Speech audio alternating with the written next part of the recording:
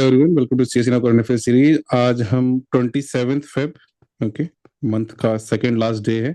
सो 2 महीने ऑलमोस्ट आपके बीत चुके हैं। So take it as a reminder and start working hard. So this is our profile. We both have cleared UPSC prelims 5+5, that is 10 times, and we are covering daily current affairs through MCQs. Okay, so जो important topics हैं उस दिन के, overall in a month we cover around 200 to 250 topics which will be highly relevant for prelims, and rest assured उन्हीं में से question आएंगे। जैसे आज का जो पहला क्वेश्चन है आपका पॉक्सो, अगर आप लोगों ने सीरीज को फॉलो किया होगा तो आपने देखा होगा पॉक्सो हमने पास में भी एक दो बार कवर किया हुआ है। सिमिलरली जो डेली जो आपका बॉन्डेड लेबर वाली चीज है उसको भी हमने कवर किया हुआ है। तो टॉपिक्स गेट्स रिपीटेड, तो अंडरस्टैंड दिस थिंग कि यही टॉपिक बार बार आपके रिपीट होते जाएंगे और आपको रिटेन भी होता जाएगा। So do follow it daily, and आप अपना जो चैनल का सब्सक्रिप्शन है वो ऑन रखिए और साथ ही साथ अपने नोटिफिकेशन को भी ऑन रखिए। In reference to protection of children from sexual offences, POCSO act 2012, consider the following statement. आप सभी लोगों को पता होगा, काफी कंट्रोवर्सी चल रही है इस न्यूज के अराउंड। ओके, जो जुडिशरी है दैट विल डिसाइड कि ये पॉलिटिकल न्यूज है या रियल में सब्सटेंस है, इसमें with time we will get to know. But हमारा जो मेन कंसर्न है, हमारा कंसर्न है related to law and act. हम जो न्यूज के डिटेल में जाने की जरूरत आपको नहीं है। The act is gender neutral, कह रहे जो एक्ट है जेंडर न्यूट्रल है in its protection of children, कि बच्चों को बचाने के लिए पॉक्सो एक्ट जो बनाया गया है वो जेंडर न्यूट्रल है। अ चाइल्ड, चाइल्ड कौन है? Under the act means any person, कोई भी, चाहे लड़का हो चाहे लड़की, बिलो 18 ईयर्स ऑफ एज, 18 साल से कम है तो वो उसको बच्चा काउंट करेंगे, चाइल्ड काउंट करेंगे। The act applies only to offence committed by adults against children, कह रहे जो 18 साल से ऊपर है उनको एडल्ट कहते हैं हम लोग, तो वो अगर क्राइम करेंगे अगेंस्ट चिल्ड्रन तो बस उन्हीं को हम मतलब काउंट करेंगे इस एक्ट के लिए। अदरवाइज अगर मान लो 18 साल से कम वाले ने क्राइम किया तो उसमें काउंट नहीं किया जाएगा पॉक्सो में। सो pause the video, mark the answer. काफी अच्छा फ्रेम किया हुआ क्वेश्चन है, इंपॉर्टेंट इस साल के लिए। Okay, so right answer for this is आपका जो थर्ड ऑप्शन है, this is incorrect. So even if let's say 17 साल का 16 साल का उसने भी अगर क्राइम कमिट किया है माइनर चिल्ड्रन के अगेंस्ट, तो उसके अगेंस्ट पॉक्सो एक्ट लगाया जा सकता है। Again this act is now gender neutral. Okay, तो जो क्राइम करने वाला है और जो विक्टिम है, दोनों ही केस में जेंडर न्यूट्रल है। तो जो विक्टिम है वो both can be boy and girl, ठीक है, बोथ, मतलब जो आपका विक्टिम है वो बॉय एंड गर्ल हो सकते हैं। जो क्रिमिनल है, ओके, जो अक्यूज्ड है वो भी बॉय एंड गर्ल या मतलब मैन या विमेन हो सकते हैं। ओके, तो स्पेशल लॉ है ये, चिल्ड्रन को सेक्सुअल असॉल्ट, हैरेसमेंट, पोर्नोग्राफी, इन चीजों से बचाता है। चाइल्ड 18 साल से कम, law gender neutral. Special code बनाए जाते हैं इसमें, आपको ध्यान रखना है, इसमें प्रोविजन है स्पेशल कोर्ट्स के बनाने का। क्यों बनाने का? तो सो दैट स्पीडी ट्रायल हो सके, स्पीडी ट्रायल जो पार्ट ऑफ हमारा, एक तरह से कह लो हमारी राइट टू लाइफ का पार्ट कह सकते हो आप, जो अगर इलांगेट करोगे उस चीज को तो। देन चाइल्ड फ्रेंडली प्रोसीजर वगैरह करते हैं, जैसे इन कैमरा या ऑन कैमरा रिकॉर्डिंग वगैरह कर देते हैं, प्रोसेस को फॉलो कर लेते हैं, वो इसमें पॉसिबल रहता है। ऑन कैमरा भी ट्रायल हो जाता है इसमें। देन जो एक्ट है, अब इसमें एक चीज आप ध्यान रखना, एक्ट में मैंडेट करता है, ये मैंडेटरी है ये, कि आप रिपोर्ट करो। ओके, रिपोर्ट करो। जैसे मान लो सम एडल्ट, ओके, 18 साल से ज्यादा है, and now that person gets to know about the crime, कि उनकी फैमिली में या किसी नोन में समवन गेट्स द पर्सन, जो बच्चा है वो he has been or she has been harassed and they are in trouble. So in that case what can be done, कि उन आपको बताना पड़ेगा, दैट इज मैंडेटरी। अगर आप नहीं रिपोर्ट करते हो तो that is punishable. Okay, so ये आपकी चीज होगी थोड़ी एडिशनल। इसका then answer is A, 1 and 2। और इसमें एक बात ध्यान रखना आप लोग कि डेथ पेनल्टी का प्रोविजन भी कर दिया गया। एग्रेवेटेड केस, कुछ बहुत ज्यादा हीनियस क्राइम होगा, उस केस में इसमें डेथ पेनल्टी का प्रोविजन भी है।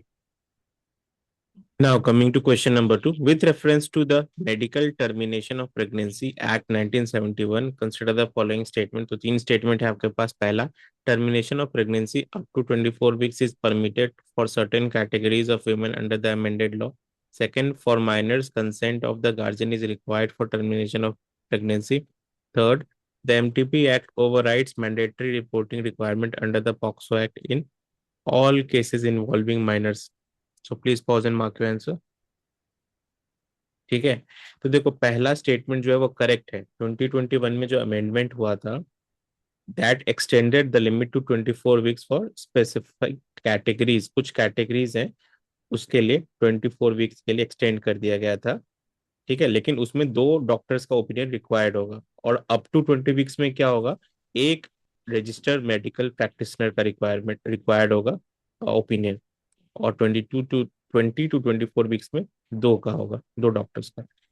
ठीक है, और बिलो 18 ईयर्स है माइनर और मेंटली इल है तो गार्जियन का कंसेंट मैंडेटरी होता है। ठीक है, तो that is the second option, that is also correct, कि for minor consent of guardian is required for termination of pregnancy. Now for the third option that is incorrect. ये क्या कह रहा है कि एमटीपी एक्ट ओवरराइड कर देता है mandatory reporting requirement for POCSO in all cases involving minors. तो ये गलत है। बियॉन्ड 24 वीक्स जब होता है, ठीक है, और वो भी इशू है। और पॉक्सो का जो मैंडेटरी रिपोर्टिंग रिक्वायरमेंट है वो स्टिल अप्लाई करता है, MTP does not automatically override. ठीक है, ऑटोमेटिकली ओवरराइड नहीं करता है, तो ये इंपॉर्टेंट है। तो करेक्ट आंसर इसका क्या हो जाएगा? ए, 1 and 2 only. Third question, which of the following factors are generally associated with higher upward income mobility? अब काफी लोगों ने जैसे अगर आर्टिकल नहीं पढ़ा होगा तो आप लोगों को लगेगा कि मेंस के लिए इंपॉर्टेंट है।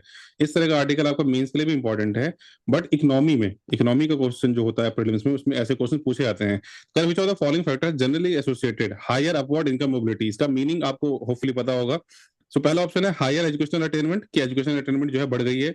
अर्बन रेसिडेंस, के शहरों में रह रहे हैं। ग्रेटर रीजनल इनकम इनइक्वालिटी, कि जो डिफरेंट डिफरेंट रीजन है, मान लो यूपी है, बिहार है, देन साउथ है, तो उसमें रीजनल जो इनकम इनइक्वालिटी है उसका डिफरेंस है, ज्यादा है, मतलब इनइक्वालिटी जो है। Then larger house hold size, की जो घर का साइज जो है, हाउस होल्ड साइज जो है वो बड़ा है। ठीक है, so now pause the video and mark the answer. Okay, तो आप इसको थोड़ा आर्टिकल के कंटेक्स्ट में देखिएगा and then you will understand. Okay, so pause the video, mark the answer. So hopefully you have got it right. So इसमें जो आपका जो थर्ड ऑप्शन है, ओके, थर्ड ऑप्शन को आप इजीली एलिमिनेट कर सकते हो। नाउ थर्ड ऑप्शन जैसे एलिमिनेट करोगे आप, अब ये अंडरस्टैंड, आपको लग रहा होगा चौथा है या नहीं है, बट यहाँ पे समझो मान लो किसी रिसर्च पे बेस्ड है, तो यहाँ पे थर्ड ऑप्शन इजीली एलिमिनेट हो जाएगा कि अगर इनइक्वालिटी ज्यादा है तो ये कायदे से आपका अपवर्ड मोबिलिटी नहीं, डाउनवर्ड मोबिलिटी। अपवर्ड मोबिलिटी का मतलब होता है आपकी इनकम बढ़ रही है। आप कल 20,000 रुपए कमा रहे थे महीने के, अब आप 30,000 कमा रहे हो, 40,000 कमा रहे हो, तो ये चीज तो अगेंस्ट में काम करेगी अगर इनइक्वालिटी ज्यादा है। तो थर्ड ऑप्शन हट गया, थर्ड अगर हट गया तो ये चला गया और ये चला गया। Now 1 2 and 4। ओके, तो 1 2, अब फिर आपका क्या बचता है? 1 2 एंड 4। तो यहाँ पे हायर एजुकेशन अटेनमेंट जो है और अर्बन रेसिडेंस जो है, तो शहरों में अगर आप हैं तो सही है, हायर एजुकेशन अटेनमेंट है तो सही है। लार्जर हाउस होल्ड साइज में देखा गया है ये चीज की जो आपका सपोर्ट रहता है फैमिली का। ठीक है, जैसे इसको आप इस चीज में नहीं लेना कि मान लो फाइनेंशियल बर्डन ज्यादा है, तो इसमें जैसे आपका स्ट्रॉन्ग फैमिली है, बड़ी फैमिली है, तो वहां पे जो सपोर्ट होता है, इकोनॉमिक सपोर्ट वगैरह, वो ज्यादा मिलता है। तो उस केस में जैसे आप मान लो कम इनकम के साथ भी आप सस्टेन कर सकते हो, थोड़ा टाइम तक स्किलिंग पे काम कर सकते हो। In that case the right answer will be 1 2 and 4। Now coming to question number 4, with reference to critical minerals policy in India, consider the following statements. तो आपके पास तीन स्टेटमेंट है। पहला, India has notified list of 30 critical mineral. Second, lithium was earlier classified as an atomic mineral, restricting private sector participation. Third, the National Critical Mineral Mission was launched with a budgetary outlay exceeding 15,000 crores. So please pause and mark your answer. ठीक है, तो देखो critical minerals are important. India ने 30 critical minerals जो है वो identify किए हैं। ठीक है, ये सही बात है, और इसलिए फर्स्ट स्टेटमेंट आपका सही होता है। इस साल क्रिटिकल मिनरल्स आपके एग्जाम के लिए इंपॉर्टेंट है, आपको पता होना चाहिए। सेकंड स्टेटमेंट क्या कहता है कि लिथियम जो है उसको अर्लियर हमने एटॉमिक मिनरल की तरह क्लासिफाई किया था, जिससे कि प्राइवेट सेक्टर का पार्टिसिपेशन लिमिट हो जाता है। That is also correct. ठीक है, थर्ड स्टेटमेंट क्या है कि national critical mineral mission was launched with a budgetary outlay of 15,000 crore. ठीक है, तो ये भी सही।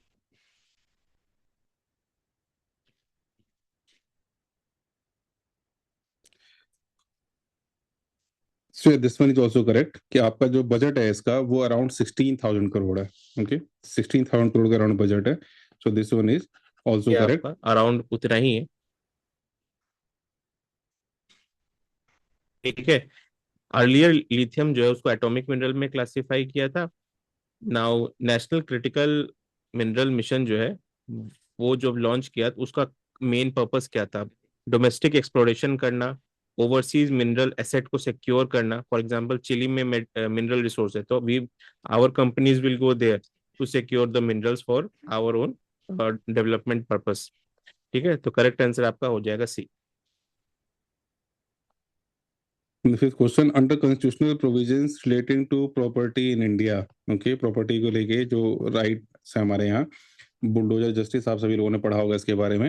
Okay, so right to property is a fundamental right, कह रहा है जो राइट टू प्रॉपर्टी है वो फंडामेंटल राइट है।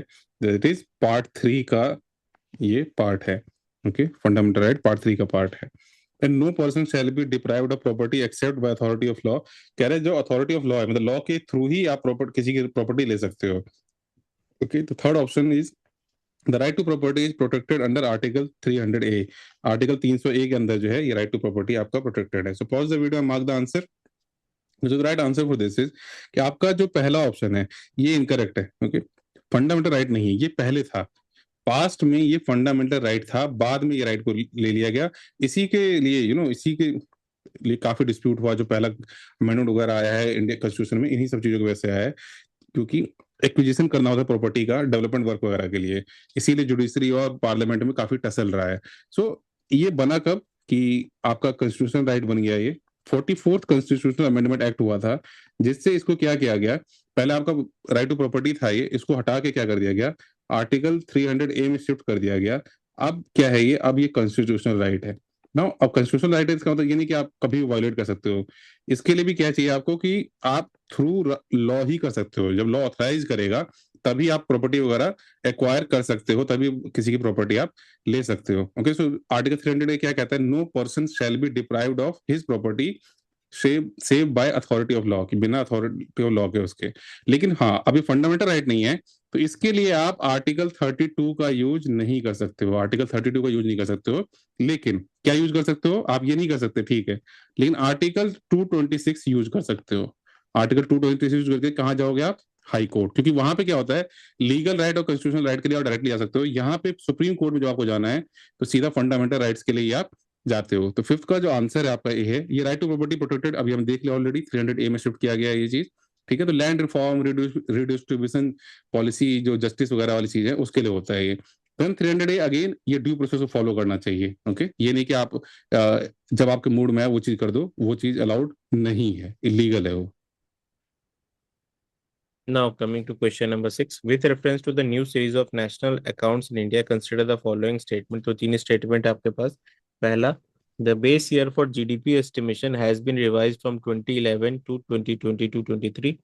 Second, revision of the base year helps in better capturing structural changes in the economy. Third, base year revision is automatically increasing the real GDP growth rate. So please pause and mark your answer. ठीक है, तो देखो पहली चीज तो ये है कि बेस ईयर को हमने अपडेट कर दिया है। New base year is 2022-23। ये इंपॉर्टेंट है, आपको ध्यान रखना है, ये एग्जाम में आ सकता है। बेस ईयर रिवीजन इम्प्रूव्स, क्या करता है इम्प्रूव, तो कंपेरेबिलिटी जो अक्रॉस द ग्लोब हो गया, दूसरे जीडीपी दूसरे कंट्री से, राइट, रिप्रेजेंटेटिवनेस बढ़ जाती है हमारे खुद के जो इकोनॉमिक पैरामीटर्स है उसके अंदर भी। तो दूसरा भी सही है, बेटर कैप्चर करता है स्ट्रक्चरल चेंजेस को। थर्ड जो है कि base year revision automatically increases the real GDP growth है, तो ये गलत है, ऑटोमेटिकली नहीं करता है। डिक्रीज और इंक्रीज दोनों चीजें हो सकती है। फॉर एग्जांपल, जो हमने लेटेस्ट चेंजेस किए हैं उसके अकॉर्डिंग जो 2024 का जो आपका ग्रोथ रेट है वो डाउनवर्ड रिवीजन हो गया है उसका, तो ये आप ध्यान रखेंगे। ठीक है, और नेक्स्ट क्या है कि जीडीपी एस्टिमेट की तीन तरीके से कर सकते हैं। प्रोडक्शन अप्रोच होता है, इनकम अप्रोच होता है, एक्सपेंडिचर अप्रोच होता है। ठीक है, and national account follows the system of national account and SNA, system of national accounts framework। ये इंटरनेशनल स्टैंडर्ड SNA, ये न्यूज में था पिछले साल बिकॉज ऑफ सम कंट्रोवर्सी, तो ये आप ध्यान रखेंगे। तो करेक्ट आंसर हो जाएगा A, 1 and 2 ओनली। ध्यान रखना आपको, जो सिस्टम ऑफ नेशनल अकाउंट है ये इंटरनेशनल एक फ्रेमवर्क है, जिसको फॉलो करके हमारी अकाउंटिंग में की जाती है, सो दैट इंटरनेशनली हम उसको अलाइन करें। So on that note, thank you everyone, do like share and subscribe.